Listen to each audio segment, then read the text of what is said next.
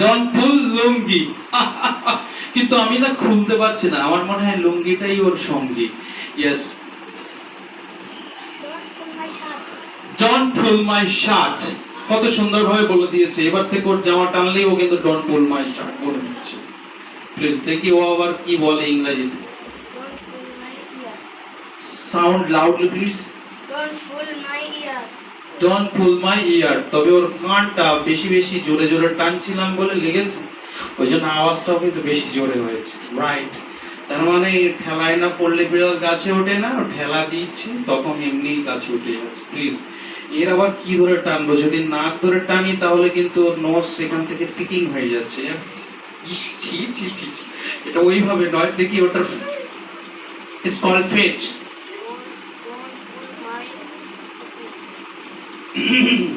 ও বলছে টুপি। নামাজ পড়া টুপি, মোহাম্মেডান যে ক্যাপ ফেজ রয়েছে, আমরা এটাকে ফেজ বলি। এটাকে কি বলি? ফেজ। ইয়েস, তাহলে কি? Don't pull my phase. তাহলে so dear students, I am teaching what is the class manner. Fine. And how will you behave with the class things and teachers, right? Teacher এবং class things মানে ক্লাসের যত জিনিস আছে সেগুলোর সঙ্গে আমাদের কেমন বিহেভিয়ার করা উচিত, that's the class manner. Okay, yes, do you understand? Yes or no? Yes. Alright. So first of all আমি যেটা বলবো সেটা হচ্ছে, অনেক সময় অভিযোগ করে টিচারদের কাছে, দেখুন স্যার প্লিজ, ও আমাকে মারছে, ও আমার জামা ধরে টানছে, ও আমার হাত ধরে টানছে, ও আমার চুল ধরে টানছে, স্যার আমার টাক পড়ে গেল, চুল সব শেষ করে দিল। টাক তো পড়বেই যতক্ষণ না পর্যন্ত তুই এই টাক না ঘামিয়ে বলতে পারছিস। আজকের এইগুলোর জন্য আমাদের একটা অব্দ আছে, ঠিক আছে? অব্দটা শুরু করি। কিছু শব্দ আমাদের বলতে হবে। কি বলতে হবে? শব্দ বলতে হবে, কিছু আওয়াজ করতে হবে ইংরেজিতে। কেউ যদি তোকে চুল ধরে টানে তাহলে তো সূত্র হয়ে যাচ্ছে ডন্ট পুল, চেনো না মাই হেয়ার, আমার চুল। রাইট? যদি অন্য কোনো জিনিসের নাম আমি বলি তাহলে সেই জিনিসটার নাম কিন্তু ইংরেজিতে বলতে হবে, বাট সূত্রটা থাকবে কিন্তু ডন্ট পুল। কি বলেছি? Don't pull. যারা এদিক ওদিক করছে এটাও কিন্তু মনে রাখতে হবে। Just take one, you know, তোদেরকে জানিয়েছিলাম what is the smart attitude, what is the smart posture. Smart পশ্চারটা কি রকম হতে হবে? Right? You be like a statue. First of all don't not to and fro, এদিক ওদিক কিন্তু তোমার মাথা নাড়াবে না। Fine? Stand still and please make your flat feet V in shape. এর মতো রাখো, and please lose your both hands on thighs. Right? থাইয়ের উপরে তোমার both hands সেটা কিন্তু থাকবে। Straight, সোজা হও, and please keep your eyeballs towards the speaker. বক্তার দিকে তোমার কিন্তু চোখ এইভাবে থাকবে।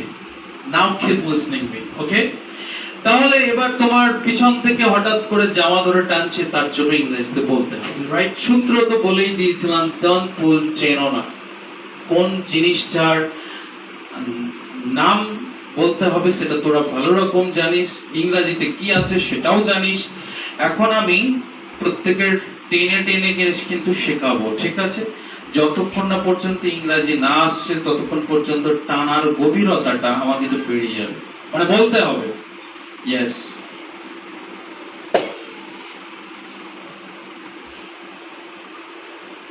Sound loudly, জোরে চেঁচিয়ে।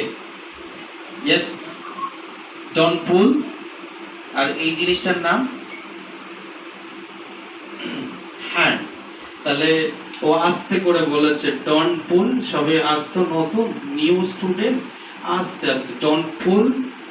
হাত ইংরেজি বলেছে হ্যান্ড, ওটা একটু ধীরে ধীরে বলেছে। ধীরে ধীরে में सुधार करना है। রাইট? আস্তে আস্তে তো সব ইমপ্রুভমেন্ট হবে নাকি? ঠিক আছে, তো এর আবার টানি দেখি। সাউন্ড লাউডলি, জোরে চেঁচিয়ে। কেউ নেই এখানে, দুষ্টুমি করতে হবে জোরে। ডন্ট পুল লুঙ্গি। কিন্তু আমি না খুলতে পারছি না, আমার মনে হয় লুঙ্গিটাই ওর সঙ্গী। Yes, Don't pull my shirt. Don't pull my shirt.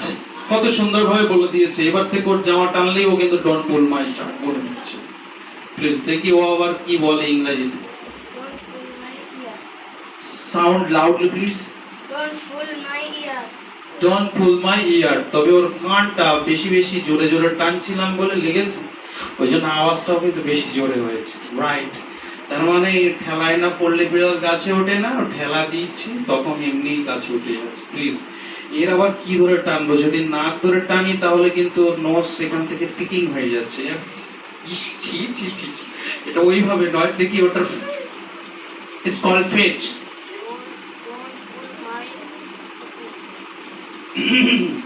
ও বলছে টুপি। কি সর্বনাশ! নামাজ পড়া টুপি, মোহাম্মেডান যে ক্যাপ ফেজ রয়েছে, আমরা এটাকে ফেজ বলি। এটাকে কি বলি? ফেজ। ইয়েস। তাহলে কি? Don't pull my phase. তাহলে এটা থেকে আমাদের শিক্ষা হয়ে গেল। ও যে ভুল বলেছিল, অনেকে হেসেছে, সেটা হচ্ছে কারণ জানা ছিল বলে হেসেছে। তাহলে don't pull my phase. Very good. যারা বলছে না পরে বলতে পারবে না, লজ্জা লাগবে। গলা প্র্যাকটিস করো, গলা ছেড়ে যাবে, লজ্জা দূরীকরণ। রাইট? এটা পাঞ্জাবি, পাঞ্জাবি থেকে তুমি পাঞ্জাবি বলতে পারো। Please Don't pull my Punjabi. Don't pull my Punjabi. Thank you very much. দেখি এর আবার অন্য কিছু ধরে টানি। কি ধরে টানি? এর এইটা ধরে টানি, ঠোঁটটা ধরে টানি। দেখি কি বলে।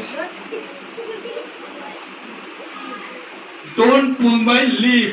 তাহলে বোঝা গেল এ মনে হয় লিপস্টিক ঠিক ব্যবহার করে, না হলে লিপ কথাটা কি করে জানবে? প্লিজ এর আবার এটাকে আমরা টাওয়েল বলতে পারি। ঠিক আছে? Don't pull my towel. Don't pull my towel. Very good. তাহলে আমরা মোটামুটি অনেক ইংরেজি শিখে গেলাম। এবার যদি কেউ ধাক্কা দেয়, কেউ যদি ঠেলে দেয়, এখন তোমার হাতটাকে ঠেলে দিচ্ছে, তোমার মাথাটাকে ঠেলে দিচ্ছে, তাহলে এই ঠেলে দেওয়ার জন্য তোমার সেই বন্ধুকে ইংরেজিতে বলতে হবে কি? Don't push. কি বলতে হবে?